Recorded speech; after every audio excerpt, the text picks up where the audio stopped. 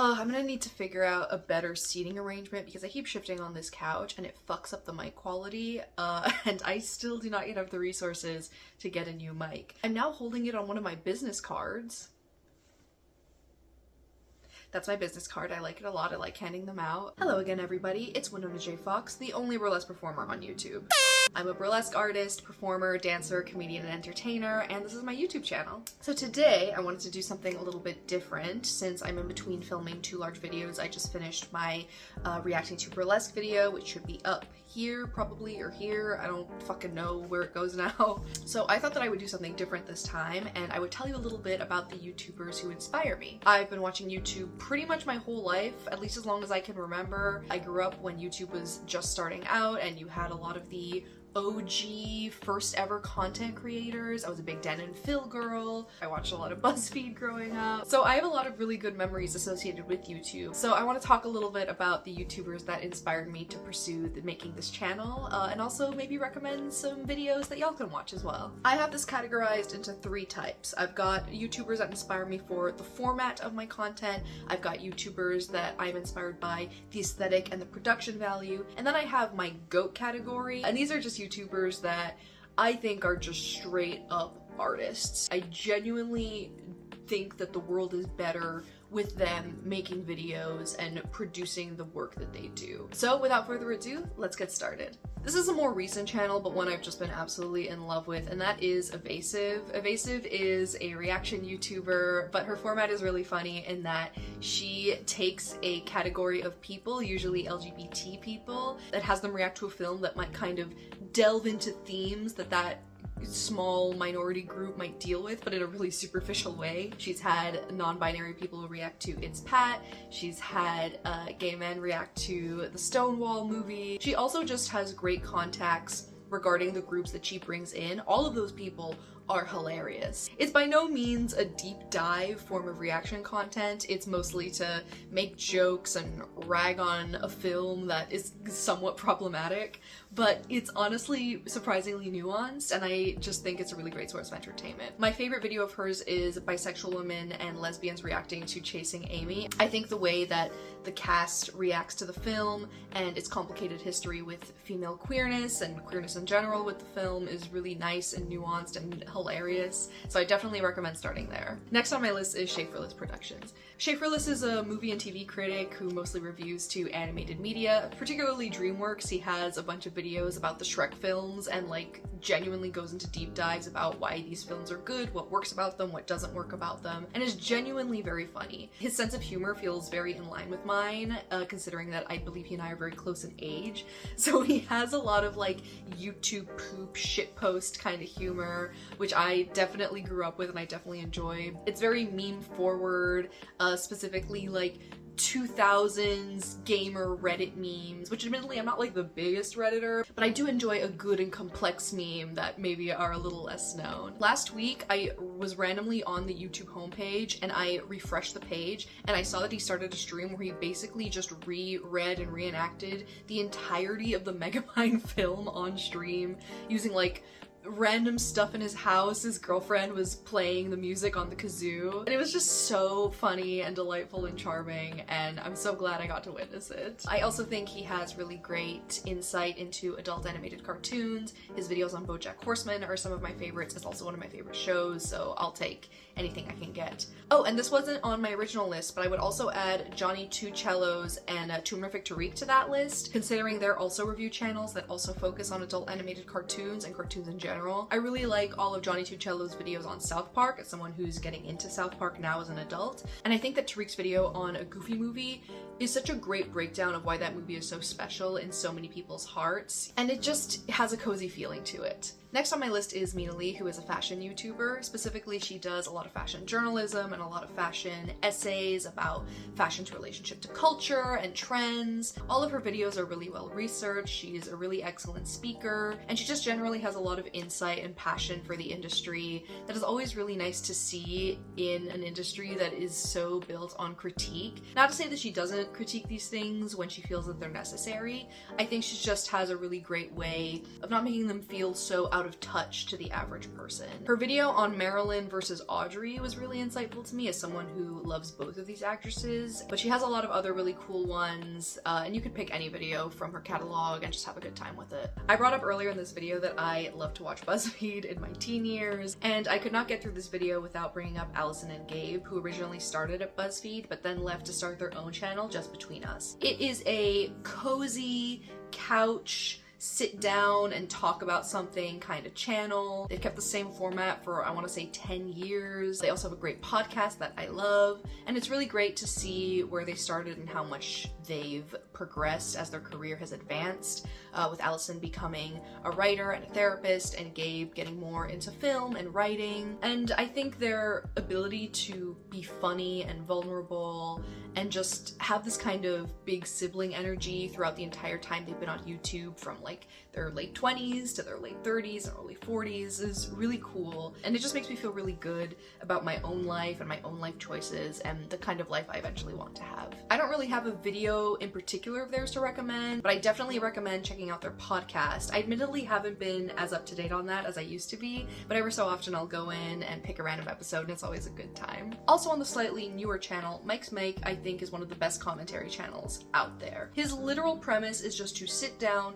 with a microphone in his office, in his home, and talk about whatever show, movie, game, whatever comes to his mind. The thing is that he is so sharp. Like, I stutter over all my words. I'm still working on speaking to the camera, but his are so tightly written. Every joke is planned, every moment is accounted for. There's never a moment where it feels like he's lagging. And if that moment does come up, he manages to work with it so fast and so quickly. I definitely recommend his Gossip Girl videos, which he's still working on. I think he's at season 4 now. They are so funny, they are so in-depth.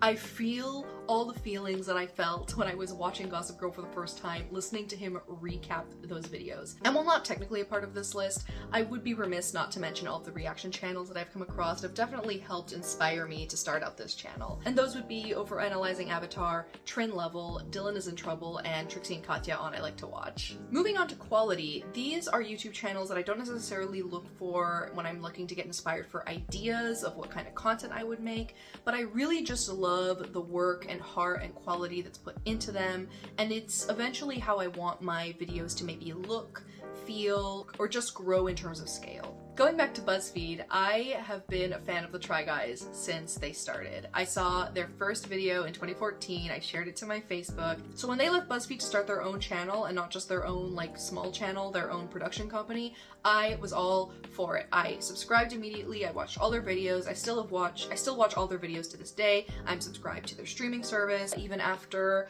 the trauma that was N-Day, but you know, we don't have to talk about that. They're doing a lot better now, I think. I think that their decision to expand the cast this year, was really inspired. I've been loving them so far. Definitely recommend checking out some of the newer videos. In terms of my favorite of their series, Without a Recipe is a classic for a reason. Anyone can go watch them on their YouTube channel. But in regards to their specials and their app exclusives, I think the Drop-In City series, where they go in a city and do a scavenger hunt around the entire city, is so fun and heartwarming. As an extrovert who likes to do walking tours and like meet new people, I think this is such a great concept, and I love living vicariously through their sense of adventure. On the opposite end of the spectrum, this is a channel that I only discovered 3 or 4 years ago, and that is the channel Dead Meat, run by James and Chelsea, and now Zoran. I came across these guys in quarantine and immediately fell in love. Basically, what this channel does, it is a review channel slash recap channel. They take horror films and they will go through the entire film and count all of the kills that happen in that horror film.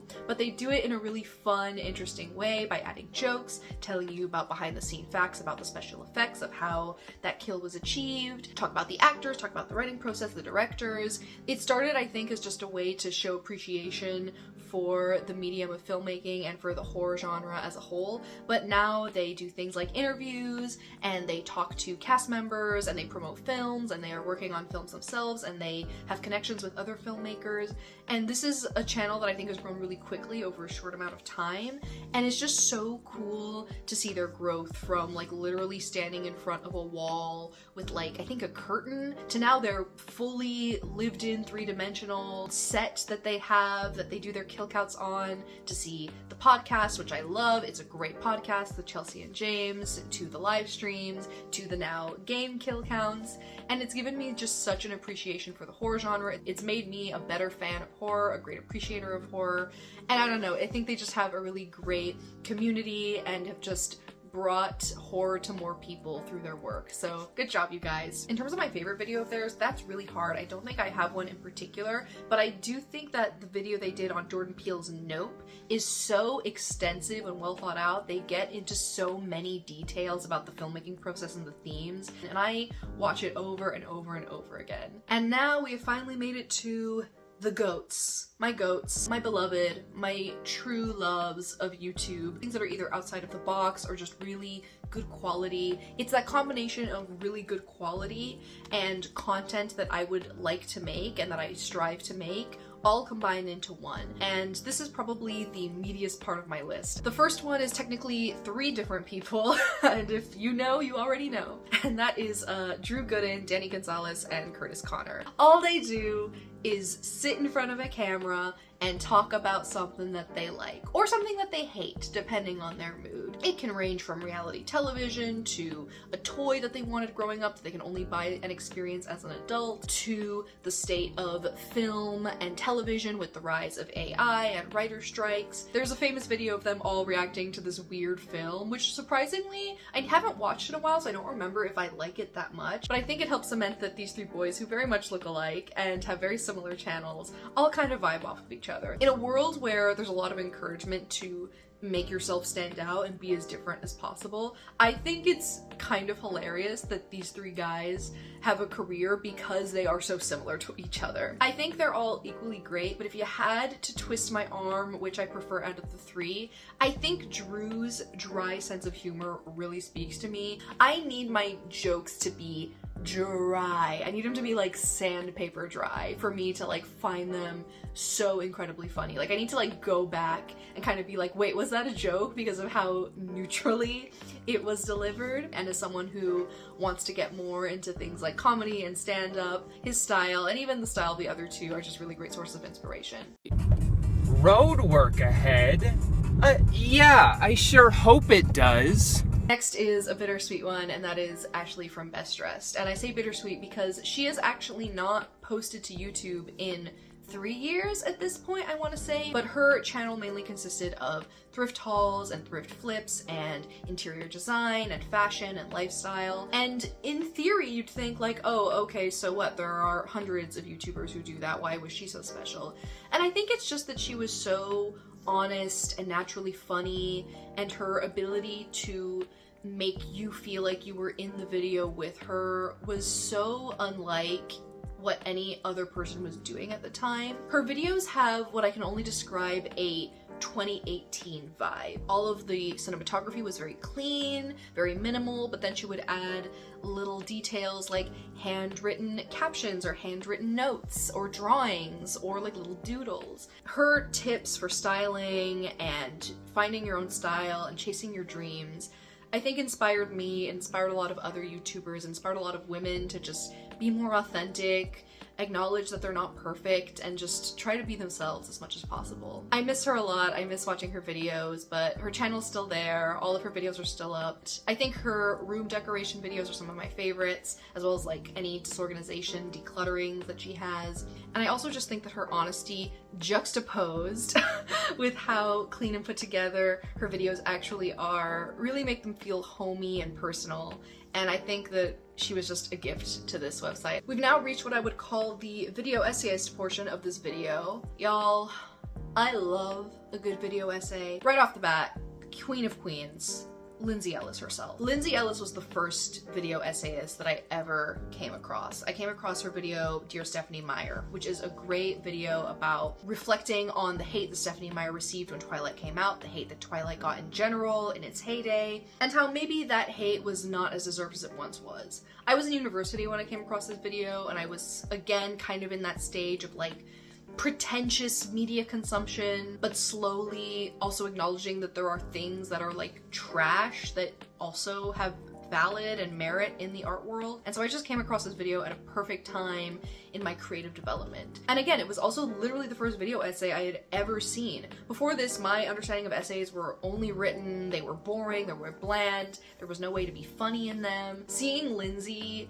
make jokes while also making incredible points about why Twilight might be good actually was so insane to me. I'd never seen anything like that before. Similar to Ashley from Best Dressed, she's not really posting on YouTube anymore, although apparently she might be coming back. I don't know, fingers crossed, no pressure. But you can go and watch all of her videos on her channel. She also has new videos on her streaming service Nebula, which I was subscribed to for a time and is honestly very good. I was literally only subscribed just to watch her videos. I think definitely going back to see the Twilight video if you were a Twilight fan will be very healing for you, but more recently her video on Yoko Ono and the Beatles is so excellent. I highly recommend it. Lindsay also does a couple videos on Disney media, which leads me to my next person. Defunctland is a channel that focuses on theme park rides and theme park media. It's run by a guy named Kevin Perjurer. He is a documentarian and all of his videos are so well produced and well written and well voiced. I can't really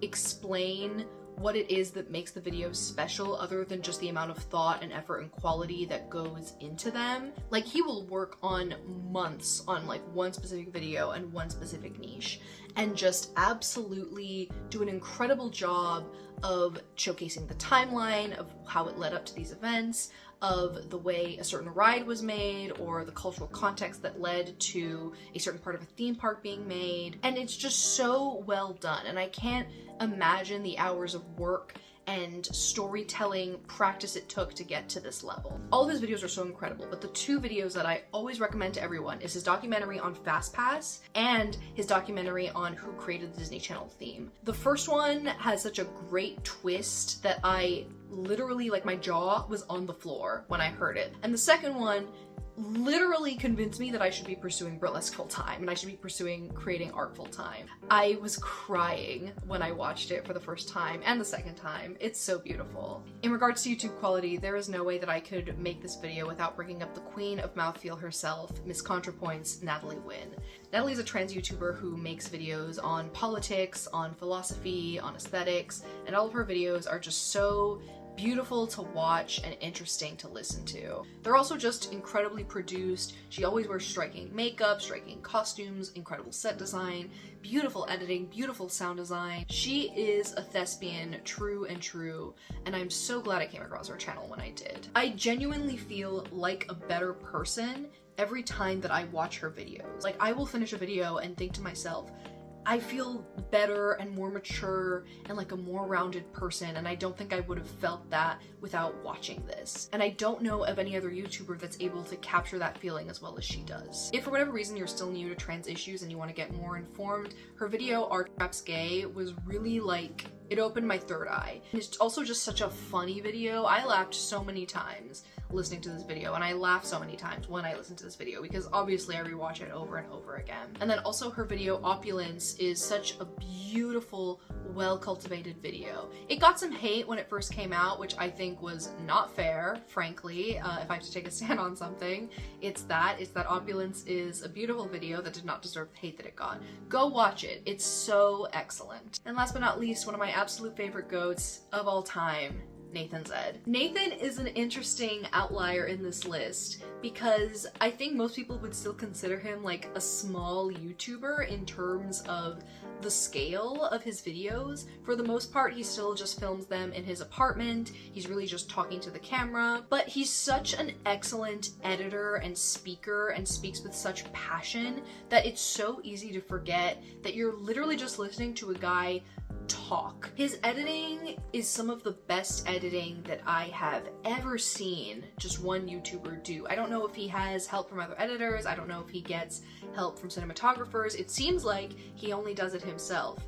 But he has such a beautiful eye for direction and cinematography and music. All of his videos incorporate a popular form of music, which must be so hard for him copyright-wise, but he manages to edit it in a way that it just blends so naturally with the video that if it didn't have that music, I don't think it would have the same effect. Nathan and I are very close in age, so whenever he is reflecting a thought, it's usually a thought that I have had or a thought that I probably would have in a similar context. And so it's kind of a really nice artistic mirror that I get to have access to. In terms of videos that I recommend, any video from his music series, The Lost Art of, are all excellent. They all showcase his love of music, which I just mentioned is something that is really great about him. And they're all just edited really well. They're really funny. They're really entertaining.